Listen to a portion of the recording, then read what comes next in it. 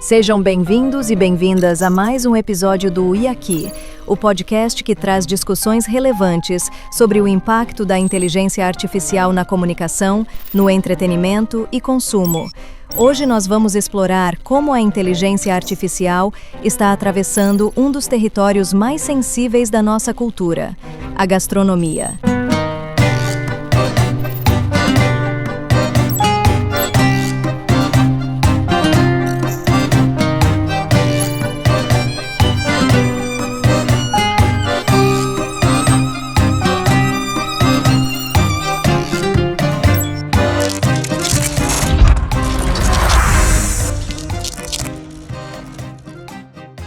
Hello, eu sou Andréa Mello, especialista em Shopper Insights e apaixonada por inteligência artificial. E eu, Maurício de Paula, diretor de criação e fotografia. Sejam bem-vindos à terceira temporada do E Aqui Podcast. Agora fechem seus olhos. Imaginem o cheirinho especial do seu prato preferido, um gole numa taça de vinho maravilhosa e que por trás de tudo isso está um algoritmo definindo o que você vai comer e beber. Sim, algoritmo. Hoje, não só a inteligência artificial ajuda na harmonização, como também na irrigação das vinhas. Agora, até onde vai esse paladar digital? Será que a inteligência artificial consegue realmente entender o que emociona a gente à mesa? Neste episódio aqui, a gente se pergunta como a inteligência artificial está redefinindo a maneira que comemos e bebemos. E o que ainda faz sentido ser humano quando o algoritmo é capaz de prever até o sabor dos alimentos. E para participar dessa conversa, temos dois especialistas aqui, a Gabi Frison, tá? Sócia da Belecave, sommelier e a louca do Jerez. Com certeza, a louca do Jerez veio também. E o Fernando Reingas. Quase. Desculpa, quase cheguei. Eu ia falar Häagen-Dazs, né? Mas agora... Mas Häagen-Dazs também é conhecido no mercado como Häagen-Dazs. Sócio aqui da artesania, né? Trabalhou no mercado de tecnologia, como Nokia. Ex-executivo, Vivo, C&A, Raia Drogasil, atualmente empreendedor e conselheiro. Meu Deus. Então tá. Hoje tá bravo, hein? Hoje vai ser um episódio especial, porque a gente veio fazer uma pesquisa de campo, né? Temos aqui vinhos, empanadas, os melhores cortes de carne, para discutir também um pouco do impacto da inteligência artificial dentro da área da gastronomia, desde o processo de produção até criação de produto e previsão de demanda. Trouxe alguns cases para a gente discutir hoje, mas antes da gente começar a falar de queria pedir, Gabi, para você explicar um pouquinho para a gente, apresentar o vinho que a gente vai tomar hoje, né? Bom, aqui foi pensado 100% inteligência humana, baseado na gastronomia da artesania, pensando nas empanadas, pensando em carne, trazendo um vinho com bastante suculência, bastante fruta, que tenha uma boa acidez, pensando em comida, sempre pensando em acidez. Então eu escolhi um Priorat, esse é do portfólio da Belecave. É um corte de Grenache, Carignan e Cabernet Sauvignon. Uma produtora super cuidadosa, tem uma produção em termos de quantidade pequena, não é larga escala de produção de forma nenhuma, nem em vinhas, nem em vinhos. E com mais um detalhe do cuidado nessa produção de serem agricultura biodinâmica. Então isso significa que não utilizam aqui nenhum tipo de químicos nos tratamentos do vinhedo e consecutivamente também não trazem essa cultura de utilização industrial na produção do vinho. Aproveitar que você falou desse processo de produção do vinho, e aí um dos cases que eu trouxe para a gente discutir é o case de uma vinícola americana que chama Gamble Family Vineyards. Então, se eu pronunciar qualquer coisa errado, Gabi, você já me perdoa, quem está ouvindo a gente também. Mas conta um pouco de como essa vinícola está usando inteligência artificial para mapear toda a parte de produção e identificar melhor momento de colheita, enfim. Não é a inteligência artificial lá na ponta, né, que apareça para o consumidor, para o comprador, mas para otimizar essa cadeia. E aí você trouxe aqui a visão de um vinho que vai na contramão, que a proposta não é necessariamente a otimização, o crescimento, a escala. Então eu queria um pouco contar com a tua visão de sommelier, porque sou muito leiga nesse assunto, mas para entender do quanto essa busca de escala e da perfeição no processo de produção, ela faz sentido ou não, qual que é o impacto disso, se a gente ainda vai ter espaço para uma proposta de produção mais artesanal. Qual que é a tua visão? Exatamente, a minha visão, né? Talvez tudo isso seja o oposto mais adiante. Mas o que eu entendo hoje, e já é muito do que acontece no mercado, as vinícolas, produtores de larga escala, vão buscar sempre métodos de otimizar essa produção. Então, para mim, faz todo sentido que uma vinícola utilize isso, caso o seu produto seja de larga escala. Então, você vai trabalhar com abastecimento de supermercados, grandes cadeias e etc. Não é isso que nós trazemos aqui.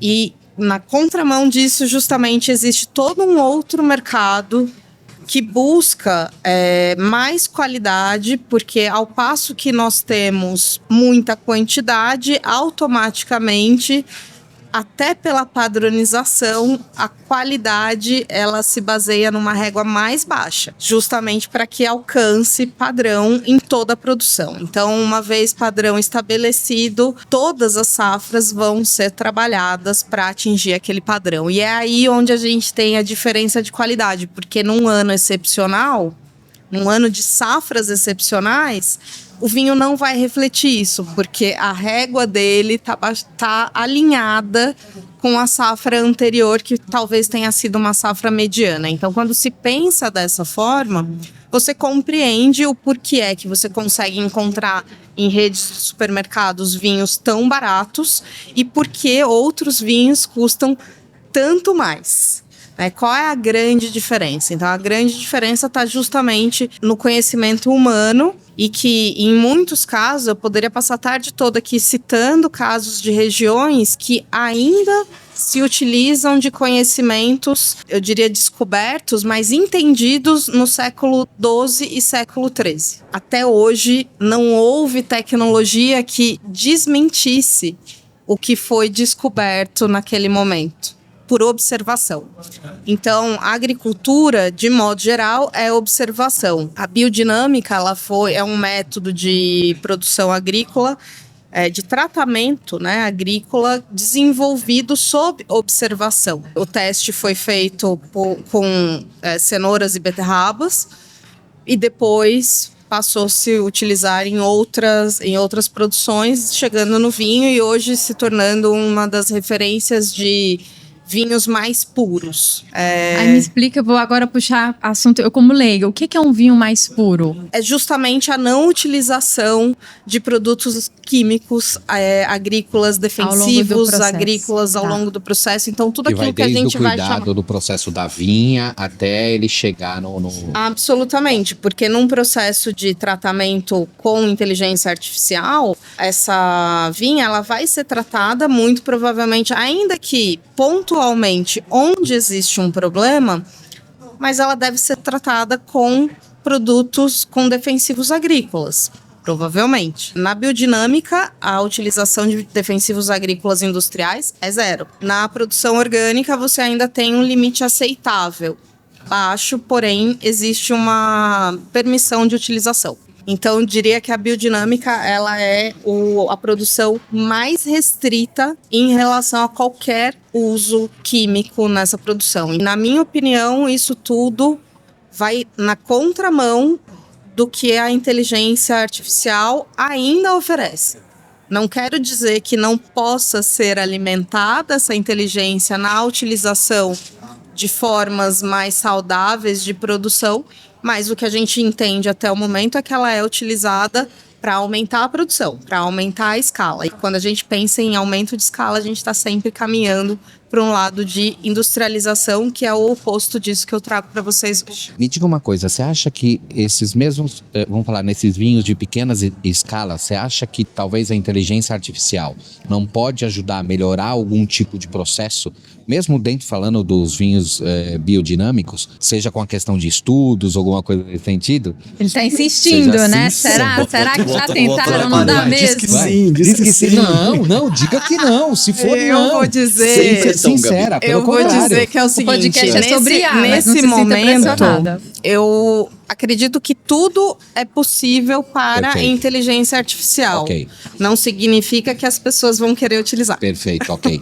E é aí onde vai existir, muito provavelmente, uma barreira enorme de entrada nesse universo, porque eu quero ver você convencer um produtor que tem uma linhagem. Porque a gente está falando aqui não é de método de produção, é muito importante considerar isso. Legal. A gente está falando de forma de vida. Tem uma tradição também cultural. A gente está falando de visão, a gente está falando de crença, a gente está falando que basicamente tudo que é industrializado é demonizado nesse ambiente para muitos desses produtores. Então, acreditar que essa geração vai fazer isso, não. E tem consumidor, me permite aqui, tem consumidor também, né? Porque o consumidor do vinho, de um vinho de qualidade, ele está buscando história. Eu não quero. Então, eu vou me colocar como vinho. Eu prefiro até uma imperfeição do vinho, se for necessário, sabendo que foi uma imperfeição feita pela mesma família que está lá. Porque o quanto tudo isso padroniza, anos, né? Essa é a grande pergunta nesse momento. A gente não sabe, né? Pensa que a gente vai jogar tudo por água abaixo que foi feito até agora, quando a gente pensar nessas modificações. Porque existem campeonatos mundiais, existem certificações muito importantes internacionais, onde eu preciso identificar o vinho completamente às cegas. Nessa identificação, eu preciso dizer qual é a uva, qual é o produtor, qual é a região e qual é o ano. Tudo isso porque cada uma dessas variáveis me dão uma característica diferente. E isso faz com que todos os vinhos sejam únicos.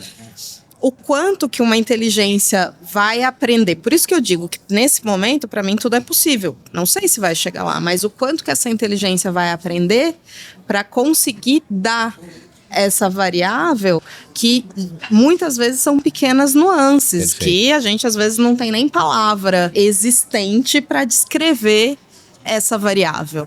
Então, tudo isso ainda precisa ser criado para se tornar um dado, para que em algum momento essa inteligência. E a gente não sabe nem se esse produtor vai querer imputar essa informação ou não, né? Se o cliente vai querer. E aí a coisa vai partir para a sua área, né? De entendimento de cliente, o quanto que o cliente quer isso. Tem um ponto que o Fernando trouxe aqui que eu sempre fico me perguntando. Mas agora eu quero saber qual que é a historinha dele. Tem uma história legal aqui que não tem tanto a ver com o tema da inteligência artificial, mas tem a ver com o que a Gabi tá falando. Um grande amigo meu, ano passado, retrasado, foi para Bordeaux.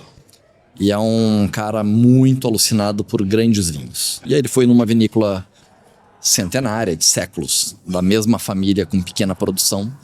E provando os vinhos, ele chamou a proprietária e foi dar uma dica. Que tal? Ele foi dar uma dica para Dominós. Eu acho bom. Eu acho boa a modéstia das pessoas. A senhora já não pensou em, de repente, botar um pouco a mais de tal uva? E aí a senhora...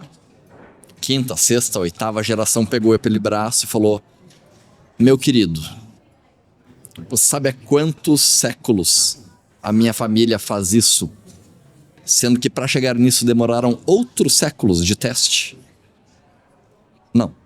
Tipo, você acha que você é o esperto, tá chegando aqui, nós a gente estamos não fazendo nada, isso há 600 anos, 800 anos. E demorou 300 para chegar neste produto aqui, que é este produto. Ele olhou e falou: Então eu acho que um pouco do que a Gabi está trazendo, que eu concordo com o usuário, tem a observação, tem a história, tem a alma e tem a mudança de cada safra, de cada pessoa que impactou. E aquilo faz parte do que a gente está provando. Eu acho que faz muito sentido a utilização de toda e qualquer tecnologia quando a gente fala em produção de escala. Quando a gente pensa no desenvolvimento da base da pirâmide do consumo do vinho, pensando em aumentar o consumo do vinho no Brasil, por exemplo, faz muito sentido que essa produção se torne mais barata para que o produto final seja de boa qualidade e também mais acessível, ok? Dentro desse cenário. Eu não entendo a utilização de grandes tecnologias pensantes, ao invés da inteligência humana, para substituir produções de média, alta e super premium qualidade. Perfeito. Não consigo ver, pelo mercado que eu conheço hoje, pelo consumidor de vinho que eu conheço hoje, que possa existir qualquer chance de aceitação disso. Quero trazer aqui um outro case, aí vou conectar um pouco com minha experiência. É um case da Coca-Cola. Ela lançou um sabor chamado Y3000. Coca-Cola Y3000, né, do Creations deles. E foi um sabor co-criado pela inteligência artificial a partir da base de dados de preferências do consumidor, né? Então aqui o objetivo era chegar num sabor que é o que as pessoas querem, dentro do recorte de geração Z, né? A geração mais jovem. Então, o que é que a geração mais jovem quer? Qual que seria o sabor de Coca-Cola deles? E aí, vou conectar com a minha experiência, já quase uma provocação pro Fernando, que é o que eu fico pensando. É muito poderoso a gente ter uma tecnologia em que a gente consegue processar muitos dados e aí entender melhor o consumidor. Mas eu me peguei pensando que nem sempre o que o consumidor quer é o melhor para ele, como nem sempre o que a gente quer é o melhor para a gente. E a gente está aqui no restaurante de carnes e, assim, em casa eu sou a única pessoa que como carne bem passada. E aí, toda vez que eu vou no restaurante... Fernando até... Dependendo, é até um drama. O Fernando já surgiu uma nova ruga. Surgiu uma nova ruga no Fernando a hora que você falou carne bem passada. Porque muitas vezes, inclusive, me explicam, né? Olha, vai estar mais duro, né? Vai comprometer menos a maciez. saboroso. Exatamente. E aí, se o meu dado tivesse lá no meio, é um desvio. Absolutamente. Que vai mudar o produto final e que não necessariamente é o melhor. Então eu trago essa provocação aqui para você, Fernando. Boa provocação, Em termos de né? case. A gente tem aqui na artesania uma proposta muito clara, onde Aliás, a gente tem... antes de você falar um pouco da tua proposta, o que você trouxe pra gente degustar aqui? eu Vamos vou lá. falar delas, Beleza, eu vou chegar então tá nelas, bom. né? Mas, Porque eu curiosamente, tô querendo comer. antes até da artesania, eu passei meus últimos 2 anos e meio trabalhando numa empresa de dados, de tecnologia e que trabalhava inteligência artificial com muita força. Mas o nosso restaurante, a nossa parrilla, ele tem uma proposta em 3 pilares. Comida de rua, para comer com a mão, de uma forma bem informal, uma forma como se estivesse na nossa casa. Comida artesanal, feita à mão, né? Feita por pessoas, feita em processos centenários. E comida dos Pampas, que é a nossa região, que mistura o sul e a fronteira gaúcha com o Uruguai e com a Argentina. Então esse é muito do nosso mote, né? Da nossa proposta, do nosso propósito. Sobre a comida, a gente vai degustar aqui algumas coisas ao longo da nossa tarde. A gente está começando com 4 empanadas, uma de cada sabor. Uma empanada de costela, uma de carne, uma de presunto queijo, uma de queijo com cebola. Feitas à mão na parrilla a fogo de verdade, queimado com lenha e carvão. Não tem um computador lá atrás com a inteligência artificial que tá fazendo... Não tem computador. E aí, sobre a tua provocação, eu acho que tem uma linha muito parecida com a Gabi que me ajudou na resposta, né? A indústria massiva vai ir atrás de dados para pegar aquilo que a massa quer. Aquilo que todo mundo que se enquadra em algum nível de clusterização, de segmentação que ela criou. E isso tem um valor enorme numa indústria de consumo em larga escala. Na minha opinião, existe o outro que é o que a Gabi gosta. O que ela gosta. E o que ela gosta muda com o tempo. De acordo com as experiências, de acordo com as emoções, de acordo com o momento, de acordo com o clima, de acordo com a vontade. E isso eu acredito que nenhum algoritmo vai conseguir pegar. Então, numa busca de algo padronizado, com o mesmo gosto, sem experiência, sem história, sem cultura, o que essa empresa de refrigerantes faz todo sentido. No nosso não, a gente serve um produto de altíssima qualidade, feito à mão todo dia, através de humanos, usando inteligência humana no pensamento do que a gente vai servir na execução, para poder sugerir para a Gabi ou para cada uma das pessoas que vem aqui aquilo que faz sentido agora, baseado na melhor carne que chegou hoje, baseado na temperatura, baseado no que a pessoa está a fim de comer. E isso eu acredito que é algo que não é replicável baseado na tecnologia, por mais que a tecnologia queira. Ela consegue pegar parte disso, mas tem uma parte de emoção, tem uma parte de momento, que isso eu acho que não é capturável. Então, na minha visão, tem espaço para os dois. Tem espaço para as grandes cadeias, para os grandes supermercados que vão vender coisas com o mesmo gosto. Meu sabor, eu conheço alguns que tu vai e é sempre a mesma coisa. E eu acho que tem um espaço de muito maior valor agregado, muito mais premium, para as pessoas que querem comer essa empanada. Que ela vai ser parecida todo dia, mas não vai ser igual. A empanada de amanhã, ela não vai ser exatamente igual a essa. Por quê? Porque tem um tempo ali na parrilla. A gente até tem processo dizendo que é X minutos. Sim. Mas o fogo não é exatamente igual, porque ele não é a gás, ele é a lenha. A lenha mudou, a temperatura mudou, o vento mudou. E parte do que os clientes de alta qualidade ou de um paladar, e não é preço, é de qualidade, buscam nessa experiência única, é essa prova diferente, assim como o vinho. Que este mesmo vinho 2018 não será igual no 2019. Exato. Nem no 20. Se bobear, tem uma pequena variação, inclusive, de uma garrafa para outra. Perfeito. Porque a garrafa foi armazenada de uma forma diferente. Então, o que a gente faz muito aqui é essa brincadeira daquilo que é feito à mão, daquilo que é artesanal. Utilizando a tecnologia, hoje a gente utiliza pouco, mas a gente tem a intenção de utilizar ela na retaguarda. Como é que eu faço a minha contabilidade? Como é que eu faço o meu administrativo, meu planejamento financeiro, meu supply chain, minha gestão de estoque? Isso aqui tudo a tecnologia faz todo sentido. Não tem porque eu botar tempo humano para coisas que eu posso usar a tecnologia. Eu acho que cada vez mais as coisas humanas, verdadeiras, as coisas artesanais verdadeiras vão ter um valor agregado gigantesco, porque elas vão ser raras. A casa chama artesania choripanes, né? Artesania, obviamente, de artesanal, choripanes e choripan. Chouriço, linguiça e pão. O pão é um pão nosso, que a gente desenvolveu. A linguiça é uma linguiça nossa, feita por uma empresa que a gente também tem sociedade, que produz a linguiça na mão, cortada na faca, e embutida em tripa natural. Diferente da maioria das linguiças que tu vai encontrar. Não tem, a gente come plástico, né? Come não vem no plástico. Outro dia teve um cliente que veio aqui, né? E a linguiça é carne de porco. Tem misto também com bovino, mas a maioria é carne de porco. E ele viu uma linguiça crua. Ela tem a cor da carne de porco, que é mais pro branco do que pro vermelho. Sim. E aí ele olhou e falou, tem algo estranho na tua linguiça. Ela deveria ser vermelha. Eu falei, não. Tem algo estranho na linguiça que tu tá comprando fora daqui. Exato. Que ela é vermelha e não branca.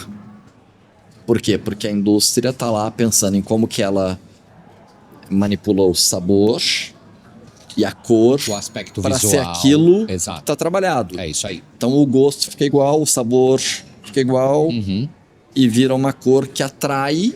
Isso é ciência. E, a empresa que eu trabalhava era para o bem, era para empresas de bens de consumo alimentar, primordialmente. O vermelho atrai. Atrai, é isso aí. Só que tu tá comprando uma coisa que não é verdade. Exato. Se pegar a embalagem de uma linguiça tradicional, tu vai encontrar 50 ingredientes químicos que a gente nem sabe o que são. A nossa não tem nada. O nosso conservante chama-se alecrim. A gente bota um pouquinho de alecrim, uma pitada, e aí a gente faz um processo de ultracongelamento dela, que permite que ela dure 6 meses, preservando a qualidade original. Eu queria trazer aqui, que a gente tem um case aqui, né? Que a gente fala da cidade lá de Pasadena, na Califórnia, né? Sim. Eu sei, não vou deixar aqui o Fernando bravo, porque ele já vai responder. Não, você tá colocando o Fernando na fogueira. Tô, claro, literalmente, tô vendo aqui. Na parrilla. Exato. Que é uma lanchonete que é toda automatizada e que usa o processo de inteligência artificial, não só na sua produção, né? Desde o processo de atendimento à finalização. Você acha que um dia a tua parrilla irá passar por esse processo? Como é que tá? Nunca. Eu acho que tem espaço para isso. Sim. Com certeza. E acho que é um modelo com alta escalabilidade para experiências frias e sem graça. Para pessoas que estão atrás de se alimentar. É, o fast food Então, da vida, o cara né? quer se alimentar, ele vai nesse lugar. Ele não tem uma pessoa, ele não tem um atendimento, ele tem uma máquina que ele aperta um botão e um robô que produz. Eu consigo ver a área de alimentação dos shoppings, de modo geral, 100% automatizadas. Perfeito. E é uma opção para quem quer... Eu consigo enxergar esse ambiente. Agora, a área gourmet do mesmo shopping...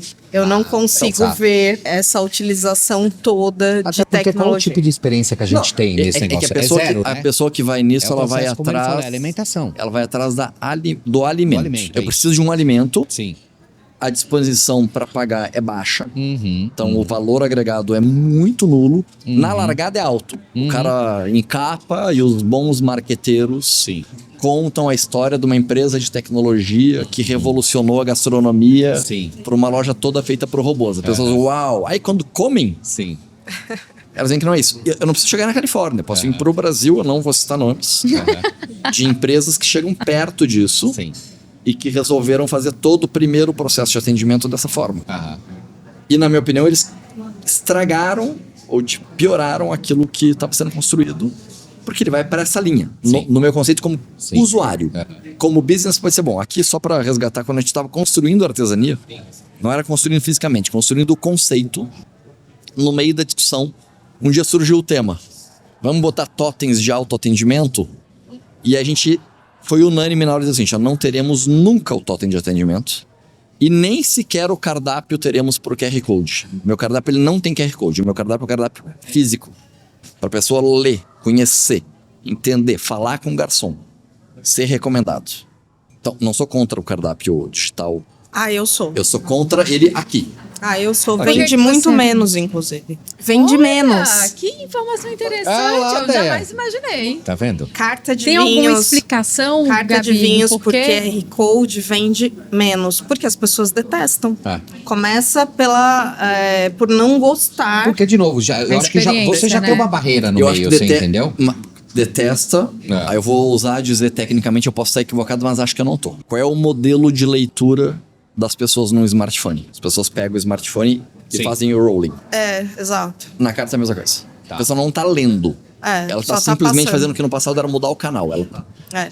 Eu já trabalhei com carta de vinhos eletrônica. Isso em 2013, nós tínhamos uma carta digital, o que era muito moderno para a época, muito moderno.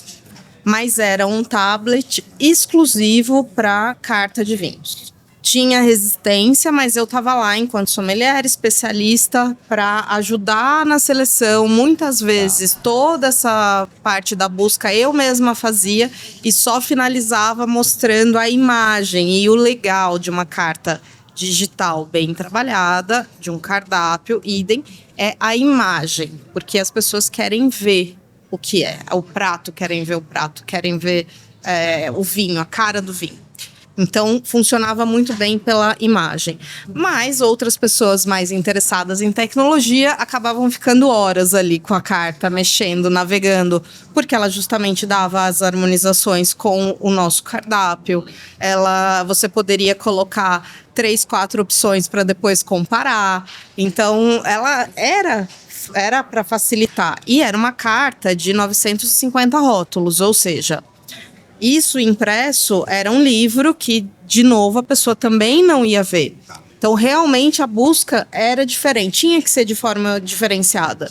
Então, você vai mais pelo que a pessoa realmente quer do que uma escolha aleatória. Ou é a sugestão do sommelier, ou é uma escolha direcionada pelo gosto do cliente e de imediato. Você deixar só a carta no QR Code, que é o que acontece muito ainda hoje, né, no pós-pandemia, só a carta no QR Code, não tem um trabalho de oferta, não tem pessoas especializadas para falar, para direcionar o cliente, deixar só pelo cliente escolher, ele escolhe uma cerveja que é mais fácil, ele escolhe um suco que é mais fácil. Ou seja, na realidade, o processo, ao invés de facilitar, ele acaba, parece que, complicando ele é quase pouco, como uma barreira no consumo, porque justamente não é atraente a forma de busca. Se fosse no seu celular, o seu celular tem uma tela muito pequena para isso, né? De novo, a minha experiência foi positiva, eu acho que entre mortos e feridos, a gente pode dizer que saímos muito bem, mas era um tablet exclusivo para isso.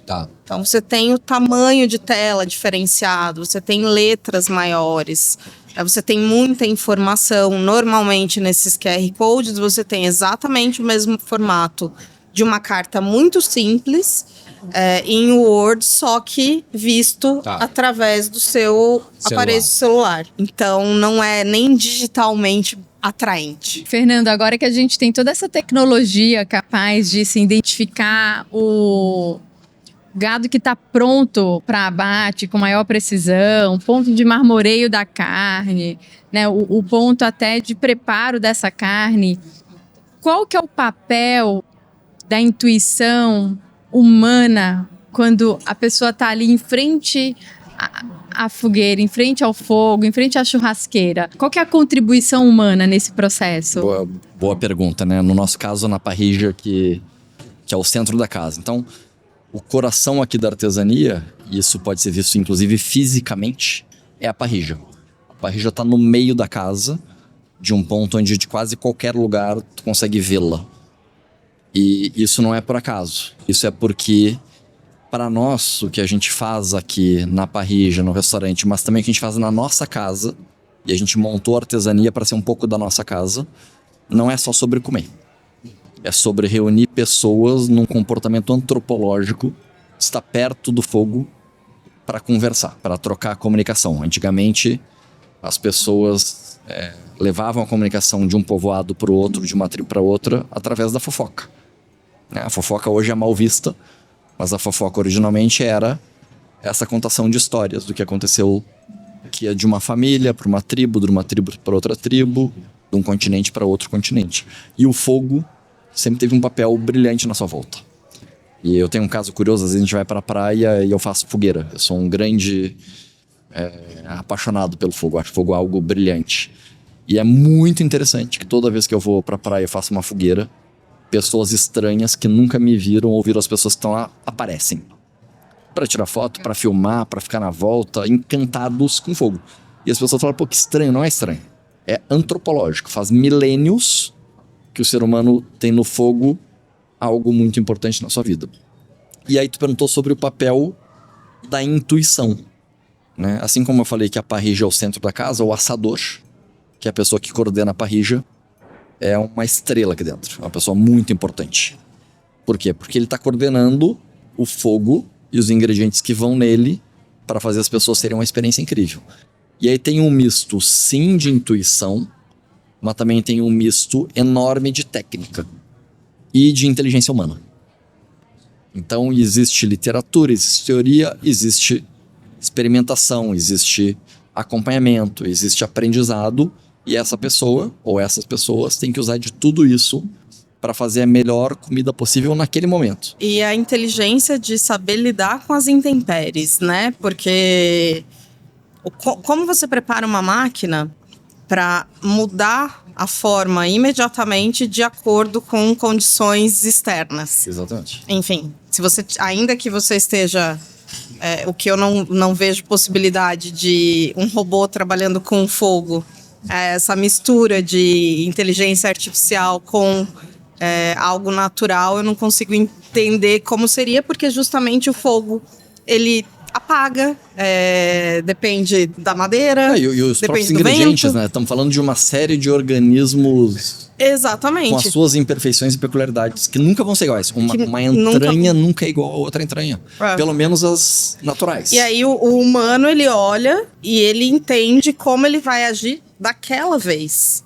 Porque ele já fez milhares de testes, é um conhecimento que ele tem, né? Um conhecimento até muitas vezes herdado, né?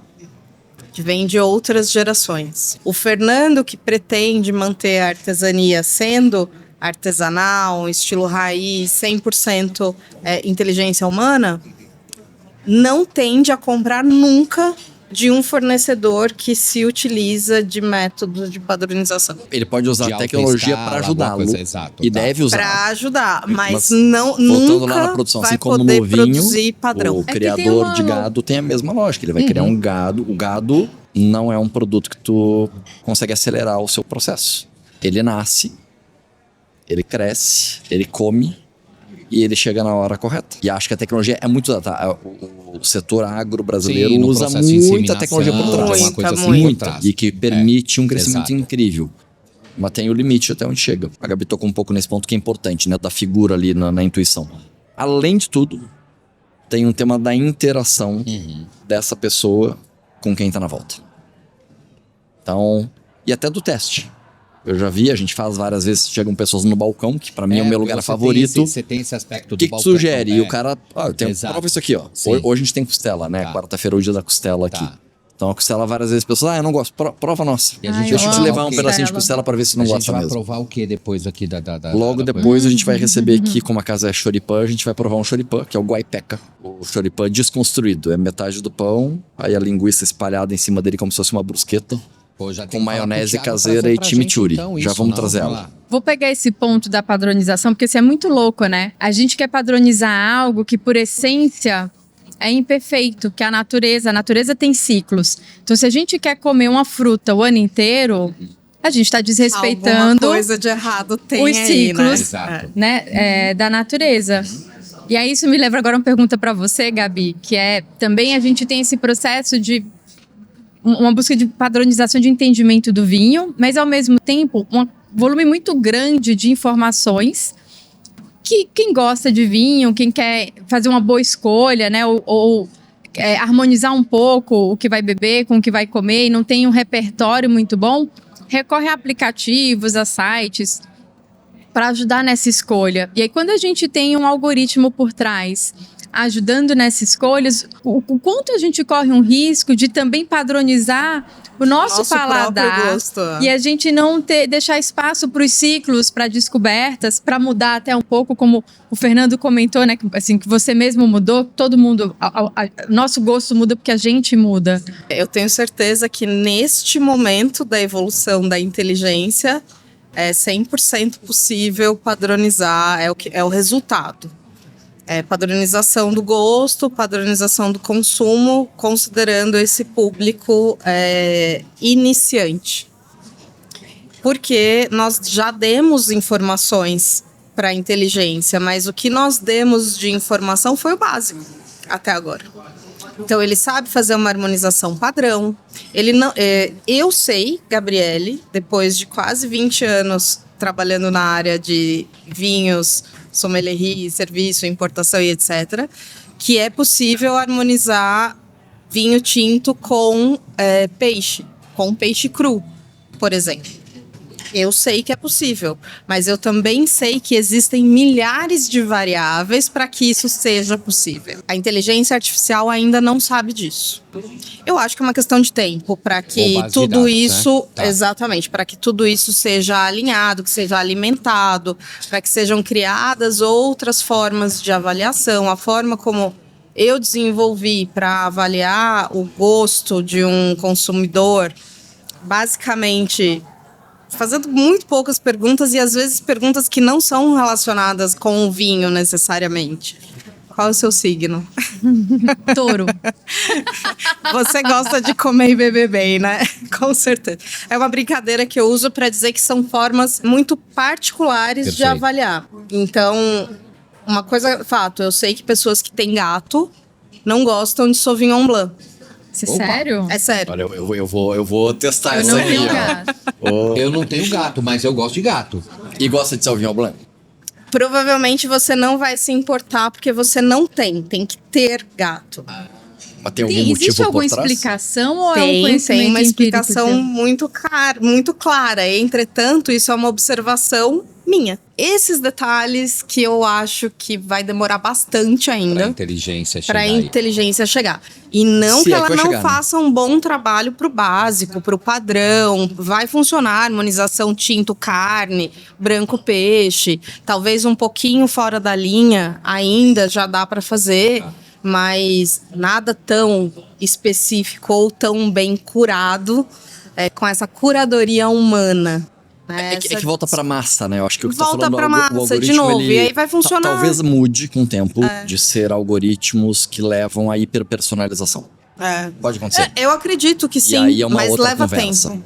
E o tema do paladar, eu vou fazer uma correlação aqui com outro tema que eu acho que é muito parecido, que é com a beleza. Então, o tema do gosto. Eu acho que a inteligência artificial, a tecnologia e a indústria, eles acabam levando a humanidade para uma padronização das coisas. Então, eu padronizo o que elas gostam. Porque é mais rentável. Assim como eu padronizo a beleza. O que é bonito? É isso aqui. É isso aí. Mas E ao- na verdade não é, né? Na verdade é bonito aquilo que é bonito pra ti. Não, e ao mesmo tempo, a gente pode ter sistemas em que eu tenho a inteligência dos dados, mas que eu não uso para dar para a pessoa o que ela quer, mas talvez para encorajá-la a descobrir novos sabores, a Sim. Aí testar. seria lindo. Eu acredito Né? que Educar, inclusive, o esse paladar. resultado, ele não deve, não é assim agora. A inteligência artificial do que a gente tem acesso, não estou falando em produção de nada, mas os sites que a gente tem, os GPT da vida, eles não chegam em conclusões únicas ou muito específicas. É sempre algo bastante abrangente. E eu acho que para o vinho, para a comida, isso precisa ser levado em consideração. Se você for direto ao ponto, olha, é esse vinho que você precisa beber, você pode dar uma resposta que a pessoa não goste. Ou que goste tanto que só fique nisso. Sim, não Tudo sai da pode zona do acontecer, conforto. né? Bom, eu acho que tem outro passo, né? Eu tava... Fernando, na realidade, eu tô mais interessado no que eu vou comer aqui. Cara, aqui eu falei agora há pouco, vamos lá. Aqui a gente tem na minha Eu tô direita com fome, cara. o morrón tres quesos. É um pimentão vermelho, assado lentamente na brasa. Fazendo ele devagarinho, ele fica docinho. E ele é recheado com 3 queijos: provolone, mozzarella e gorgonzola. Então, o doce do pimentão Nossa, com o gorgonzola salgado é do meu queijo preferido. criam positivamente uma briga de sabores que fica maravilhoso. É um clássico lá do Pampa. A gente come muito legumes, né? As pessoas acham que é só carne, não é. Obrigado. A gente usa muito legumes também feitos na brasa que ficam maravilhosos. Esse é um que fica adocicado. Fernando, você falou muito, né, do ritual em torno do fogo, né, das experiências antropológicas que a gente tem, que fazem parte da nossa cultura e da nossa rotina, mas que agora a gente corre o risco delas se esvaziarem. E isso me lembrou muito de um filme que eu assisti recentemente, acho que chama Nona. Um rapaz abre um restaurante na ilha de Nova York e ele quer contratar avós, exato. as avós, Mas durante todo o filme ele tenta preparar a receita do molho que a avó fazia para ele. A avó dele. E eu também fiquei me perguntando ao longo do filme o quanto ele realmente não acertava a mão na receita ou o quanto é diferente pelo simples fato de não ser a avó. O ponto que eu queria te endereçar dessa discussão, para a gente ampliar um pouco ela, é qual é o risco que a gente corre ao deixarmos esvaziar as nossas tradições, os nossos rituais, porque a alimentação, ela é completamente ritualística. A hora que uma família come, como que se reúne, que tipo de comida, como que é preparado, né? Tem tanta informação e tem tanta conexão emocional permeando essa atmosfera, mas que cada vez mais a gente vê, não só pelo risco da IA, mas o próprio celular, as pessoas no restaurante esvaziando um pouco aquele momento. Quais os riscos que a gente corre na tua visão e como que a gente pode, acho que assim, se agarrar a algo que é tão nosso? O filme é muito legal, né? O restaurante dele chama Enoteca Maria, se eu não estou enganado. É muito legal esse filme, é bacana porque e é uma história real. Eu acho que o risco é gigantesco. Aliás, eu não acho que é um risco, eu acho que é uma realidade esse esvaziamento cultural desse ritual humano tão importante que é a alimentação. Então ele já está acontecendo e não é de agora, já faz algum tempo, ele está sendo acelerado, que é das pessoas irem para refeições rápidas, para comidas prontas, industrializadas, onde cada um come no seu horário, sem a família ou os amigos sentarem à mesa em casa, no restaurante. E tem um misto que é uma vida mais corrida, mas tem um misto que é se propor a fazer o que um ritual que é ser um ritual, né? Aquilo acontecer. Por exemplo, os espanhóis, né? Que tem aquela coisa que vão para casa, né? Os antigos. Cesta. Sem dúvida. É a cesta, mas na realidade os casais, tipo, a galera vai para casa, prepara a própria comida, tal, não sei o que. Antigamente era muito isso, né? Preparava, então por isso que precisava ter todo esse tempo. O preparar faz parte, né? E aquilo do filme que traz, mas da realidade, depois eu fazia aquilo que a minha mãe fazia, nunca vai ser igual porque não é a tua mãe. Sim. É tu. A gente tem aqui, né, os croquetes da minha mãe que a gente serve no cardápio. A gente tem alguns pratos que a gente faz em homenagem a ela. Nunca vai ser igual. E a tem um tema memória emotivo, também, né? memória. Mas dá pra manter a tradição e Memória ser o diferente, nosso né? jeito. E aí eu vou contar uma historinha que o Maurício participou, né? Quando eu vim morar em São Paulo, foi em 2008. A gente se conheceu lá por 2010, mais ou menos. Num dado momento, o point da nossa turma no final de semana era ir na minha casa fazer churrasco. Ia fazer um assado. E eu lembro muito claramente como que começou. As pessoas chegavam, lá era um bando, né? Era 15, 20, 30 pessoas. As pessoas chegavam lá famintas querendo que eu servisse comida. E eu falava, eu não vou servir comida, não vai ser assim. Não, e começava Vocês já. podem sentar e abre um vinho, começava toma uma pedindo cerveja, picanha, né? queria picanha. Porque isso mudou o churrasco de todo mundo. Esse é o ponto, tipo... Picanha é o clássico do Brasil. Eu gosto clássico, né, do Brasil. Mas Do não paulista, nosso, né? não nosso. Do não paulista, né? Mudou. Mas era isso, No as pessoas Nordeste chegavam também é lá, muito as pessoas picanha. imaginavam que iam chegar lá e que eu ia ver todo mundo chegando e pegar no balcão e servir todo mundo pra comer e ir embora. E eu falei, vocês podem mudar. Primeiro porque, primeira notícia, eu não vou ter picanha. A picanha só tem de vez em quando e é muito raro, porque não é o que a gente mais gosta. Segundo, vocês vieram pra passar o dia. Bom é que você só recebe essa notícia na hora que Na chega hora. lá, né? Mas isso- Ou seja, se você tinha um jantar programado, Mas isso querido, durou- esquece. Eu participei Durou bem. a primeira vez, Primeira depois a vez. pessoa já sabia. É, e aí a minha primeira Tu vai vez foi um choque. Tu vai comer o pimentão recheado, tu vai comer o guaipeca, depois tu vai comer um matambrito, depois vai comer um mix de legumes, depois vai comer um vazio, depois vai comer uma linguiça. Exato. E invariavelmente, na maioria das vezes, a gente passava 8 horas, 10 horas, tomando banho de piscina, pegando sol, comendo, bebendo, voltando a comer, começando de novo, apagava o fogo, voltava. É isso. E isso a gente manteve, né? Seja nos churrascos, a Gabi eu conheci um tempo depois, mas também, né? Frequentando a Já nossa foi casa. assim. Eu Ótimos conheci a vinhos. versão 2.0 da 2.0. churrasqueira. Não, Ótimo, aí já tava ótimo, aprimorado. ótimos vinhos, mas não perdeu a tradição. Então, Exato. eu acho que esse esforço, que provavelmente no mundo moderno é difícil de ser todo dia, mas as pessoas têm que fazer um esforço para ter de vez em quando. Em casa ou no restaurante. E aí, puxando o gancho da pergunta do QR Code, do cardápio.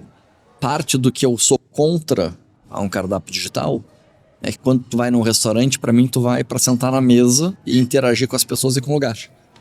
E quando tu é forçado a olhar o cardápio num QR Code, tu é forçado a voltar pra aquele lugar que tu deveria ter saído, que é a tela. Tu tem que sair dela um pouco, por um momento. Usa ela na hora certa. Então, resumindo um pouco da minha visão, tecnologia, seja inteligência artificial como qualquer outra, ela é necessária, vai acontecer e a gente tem que aprender a usá-la. Mas a gente também tem que aprender a renunciá-la. É na hora certa, no momento certo. Aí ela tá a teu favor. Se a gente não deixar, nós viramos escravos dela. Meu filho tem 11 anos, eu quero que ele saiba usar, ele usa melhor que eu. Mas eu tenho que colocar limites para que ele entenda que não é só aquilo. Então, ele tá aprendendo a cozinhar com a gente. Ele faz o nosso café da manhã de vez em quando na brincadeira. Ele vem aqui e atende, porque isso eu acho que é parte da manutenção de um ritual que, infelizmente, no grosso da sociedade, na minha opinião, tá sendo perdido. Não, quando a gente fala em rituais no serviço de alimentos e bebidas, muitos deles já se perderam, né? Um deles que era muito comum nos anos, até os anos 90, início dos anos 90, era o aperitivo. Você chegava em um restaurante, é verdade. Nossa, mas já também tinha não tem até esquecido. Você chegava em um restaurante e havia uma área de bar. Onde você sentava, você ia ser servido de uma azeitona, um milhozinho, uma castanha, qualquer coisa, qualquer snack com os dedos. Isso que e pegou foi você só eu. ia- A Déia não pegou não, ela é muito novinha, rapaz. Não é dessa época. Tô tentando puxar eu tô aqui na tentando aqui lembrança, assim, mas não, Você não, ia, é que a gente é da mesma geração, mas tudo bem. Como eu sou da área, eu também prestei mais atenção nisso. ela aprendeu nos livros, a Foi, Gabi foi, aprendeu foi. nos Eu livros. acho, Foi. e aí eu trouxe pra. Como se eu tivesse Aham, vivido. aham. Sabe aquela coisa que você só estudou, mas parece que você viveu? Viveu, mas não Um bebeu. pouco disso. E vivi, mas não bebi, né? Viveu, Porque mas não eu bebeu. até ia, mas não ia bebia. Com o pai, ia com não sei o... Exato. E aí ficava ali naquele ambiente, mesinhas pequenas, tal. Pedia um drink, todo mundo, um coquetel, Sim. um herês, um espumante, um champanhe, qualquer coisa. Queijinho, presuntinho. Queijinho, aí já pedi uma pãozinho, porção de queijinho, manteiguinha, patezinho. qualquer coisa, ok. Fazia essa primeira parte, aí partia pra mesa. Na mesa, prato principal, um outro vinho. Isso a gente tá falando de uma refeição de 2 horas, 2h30, pelo menos. Quando não, até mais, né? Mínimo de 2 horas, 2h30. O tempo, o custo de tudo isso, né? Os restaurantes também tiveram que se atualizar nesse sentido. Então, os espaços são menores, ou seja, menos mesas, menos clientes atendidos ao mesmo tempo. Essa área de bar teve que deixar de existir, Sim, né? tá. Porque eu precisava de mais garçons para atender uma área que rendia menos. Então eu transformo tudo isso em sala de prato principal, basicamente. As pessoas elas entram no restaurante, poucas vezes elas pedem a entrada antes do prato principal. E a sobremesa, então, com as dietas, nem se fale, né? Mas a sobremesa e o vinho doce para acompanhar Sim. a sobremesa. Então, eu que sou desse mercado, acabo analisando essas tendências. Existem aqueles mais antigos, né? Em São Paulo, a Sim. gente tem o privilégio de... No Rio de Janeiro também, até por ser uma cidade mais antiga, a gente tem o privilégio de encontrar essas casas com 40, 50 anos de existência, até um pouco mais. E aí você vai encontrar um pouco dessa época, desse tipo de serviço. E até porque os clientes que mais. já vão, já conhecem um pouco e vai querer viver um pouco dessa experiência também, e aí né? Tem esse momento nostálgico. Isso não é a tendência, não é a tendência Sim. brasileira, não é a tendência mundial. A tendência mundial é sim um movimento do slow food, que é tudo mais devagar. Então, produção menos acelerada, ou seja, eu não preciso injetar nada na minha produção, seja animal ou vegetal, para que isso cresça, amadureça mais rápido. Não, vamos seguir o tempo normal, natural das coisas, né? E isso traz sazonalidade de volta.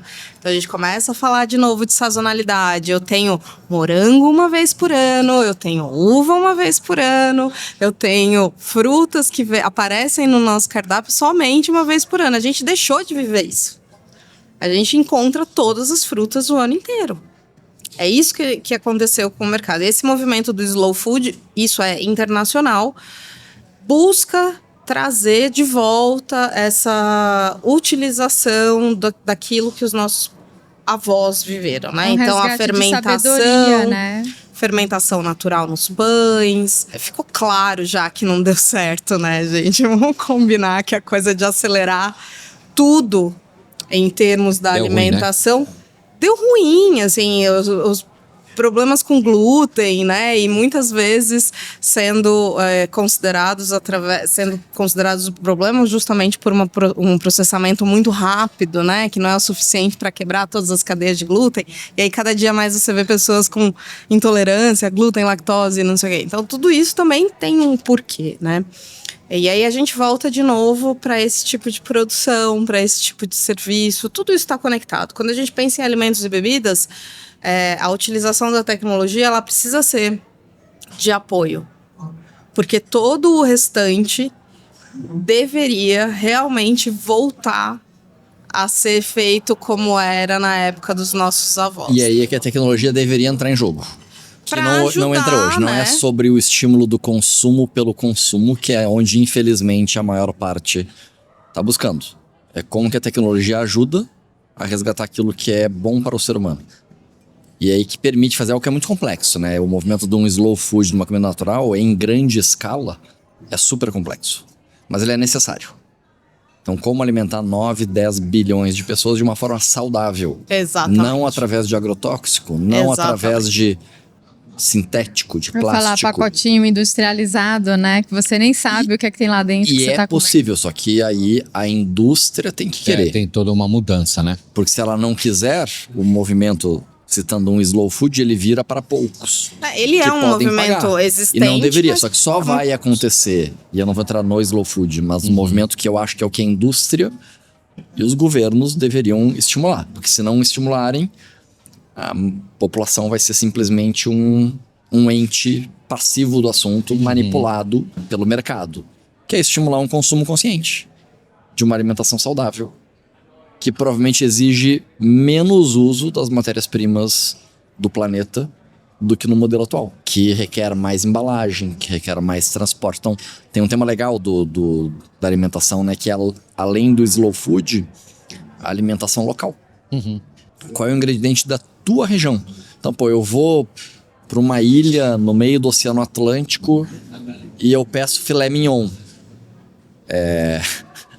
Tá pedindo algo que não foi produzido lá. Sim. Aquele filé veio provavelmente lá do Pampa, da minha região. Ou tu vai seja, lá no meio, em Bagé, no Rio Você Grande não do vai Sul. comer. Não, a e pede gente aqui camarão. comendo Pede bacalhau, mariscos, né? né? Não que Ou não seja, possa, você mas tem salmão. transporte, você Como tem é que tu usa as coisas queima de locais? Salmão aí, carbono, né? você Exato. tem Então um tem montão isso. Salmão de de problema. lagoa. Isso tudo faz parte de um consumo muito mais consciente e que aí vou botar meu parecer. Eu acho que a inteligência artificial e as tecnologias, as grandes corporações deveriam estar buscando isso. Então, como trazer o mindset da Gabi pro vinho local para fazer isso em produção maior, não pensando em padronizar o gosto, mas pensando em otimizar, como que eu produzo melhor, com mais qualidade, de uma forma mais natural. Gostei que você já deu teaser da meu último ponto aqui que eu quero trazer com a Gabi, que é te pedir para compartilhar um pouco da tua experiência com inteligência artificial, porque no teu MBA você estruturou um projeto com IA.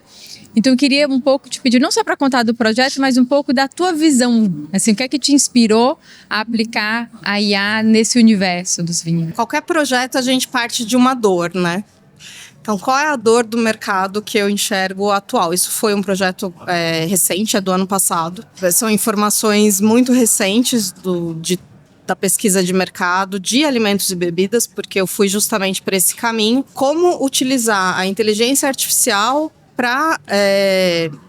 eu não diria substituir, porque nesse momento o mercado carece de profissionais especializados de vinho no serviço e dentro dos restaurantes. Então, o objetivo foi criar uma ferramenta que pudesse facilitar a vida do gestor, do proprietário, a vida do Fernando. Então, o Fernando, que tem um pequeno negócio familiar que pretende servir produtos artesanais, ele muito provavelmente não tem espaço dentro do quadro dele para contratação de um profissional especializado em vinhos, de um sommelier.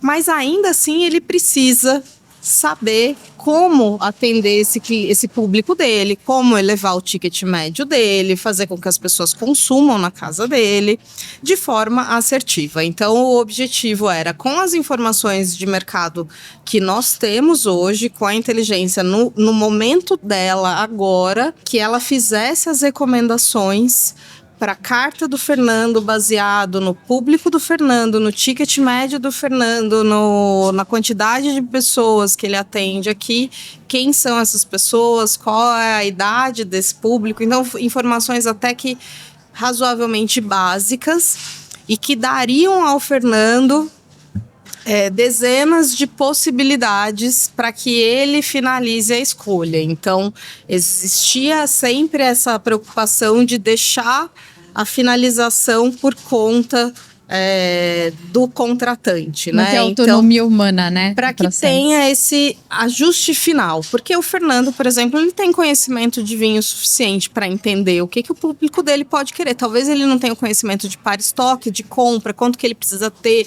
Porque daí é uma parte de gestão de adega que ele está aprendendo a viver agora. Apesar dele ter gerido 1000 outros negócios, é alguma particularidade que talvez eu esteja dando uma informação nova para ele aqui na gestão da adega. Então a ideia sempre foi essa, foi facilitar através de informações que nós já temos, informações mais básicas, e ajudar na harmonização, na seleção, uma seleção mais assertiva de carta, porque eu particularmente vejo muito nos restaurantes cartas muito desconectas com o público, com o local, com a comida, que foram basicamente vendidas para o proprietário do restaurante, sem nenhum tipo de consultoria, sem nenhum tipo de informação técnica, sem nada. Então, o objetivo era justamente sanar esse problema da gestão de carta de vinhos em restaurante, trazendo alguma coisa muito mais confiável e que ainda assim, baseado nas informações que ele nos deu. E não são informações minhas. Obviamente, tem as minhas, mas somadas às informações dele. Então, esse projeto ele tinha esse objetivo, um projeto que foi baseado totalmente na inteligência artificial para sanar a dor do mercado atual de alimentos e bebidas, especialmente pensando nos negócios pequenos e familiares que não têm e não devem ter um profissional especializado e dedicado somente aos vinhos. Então, essa era um pouco da ideia, né? Pensando nessa dor. Pô, que legal. É a dor que existe Incrível. no mercado. Esse foi o meu primeiro contato em termos de projeto com inteligência artificial. E eu posso dizer que eu sou heavy user de inteligência artificial, do ChatGPT. A minha inteligência me chama de Gabi, nós temos uma certa intimidade, nós falamos de diversos assuntos. Você está usando ele como teu terapeuta?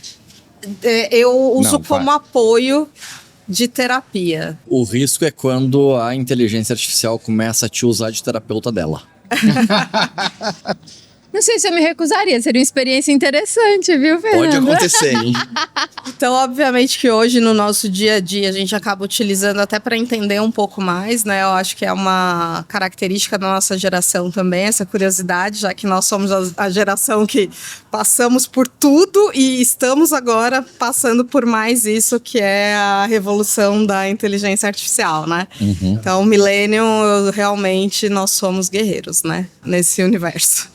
E a gente utiliza, mas a gente utiliza de uma forma bastante rudimentar, assim, né? Muitas vezes para edição de texto, né? No dia a dia, para entender um processo ou outro, alguma coisa assim menos relevante, não para assuntos tão relevantes ainda, até porque a gente entende que ela não está completamente treinada, né? Nós a estamos treinando. E por isso que eu acredito que vai se desenvolver muito nos próximos anos, porque são bilhões, zilhões de dados sendo introduzidos o tempo todo, né? Diariamente. Então, eu acredito que vai ser muito rápido para eu poder desenvolver essa minha plataforma, por exemplo, com uma margem de erro muito, muito pequena. E conseguir ajudar o Fernando e qualquer outro empreendedor de alimentos e bebidas, assim, de uma forma bastante interessante. E ajuda no processo de educação, né? De quem não tem aquele repertório. Porque é muito complexo o universo dos vinhos. Eu adoro, mas eu sou completamente leiga. Quero agradecer, Fernando, você, por receber a gente aqui na Artesania, compartilhar com a gente o que tem de melhor na sua parrilla. Gabi, agradecer seu tempo aqui. Obrigada. Os vinhos maravilhosos que você trouxe, que também participam de toda a nossa terceira temporada. Já estou dando aqui spoiler para quem gosta de vinho. Cada episódio e que eu vou vai tomar descobrir. terceira não, tá vendo? Já tô não, suspende. Tu serviu muito mais para ti. Não, você não vai poder mais. Isso que eu não vou poder você não vai mais poder tomar, não, né? Suspende. Suspende. Né? É verdade, todos os vinhos dessa temporada, tudo que vai acompanhar vocês em todos os episódios, né? Então, o vinho permeando aí as conversas de inteligência artificial, como faziam os astecas, né? Exatamente, exatamente. Obrigada, gente. Legal, obrigado. Agradecer toda a equipe daqui da Artesania Choripanes, que preparou essas delícias pra gente. Agradecer também a Belecave, que traz os melhores rótulos do Velho Mundo. Agradecer, não tá aqui com a gente, mas a Pengas, que é o primeiro isotônico gaseificado do Brasil, e toda a equipe do Estúdio 1338, né, que está aqui atrás das câmeras, que trabalhou aqui desde muito cedo para fazer todo esse setup e a gente conseguir gravar esse episódio especial. A Camila, o Diego, a Alessandra e toda a galera aí. E se você gostou desse episódio, não deixa de se inscrever no canal, dá aquele joinha pra gente e até o próximo episódio.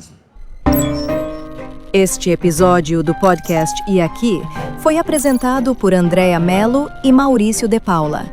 Produzido pelo Estúdio 1338. Com roteiro criado por Andréa Mello e ChatGPT. E locução em off gerada com Eleven Labs. Até o próximo episódio.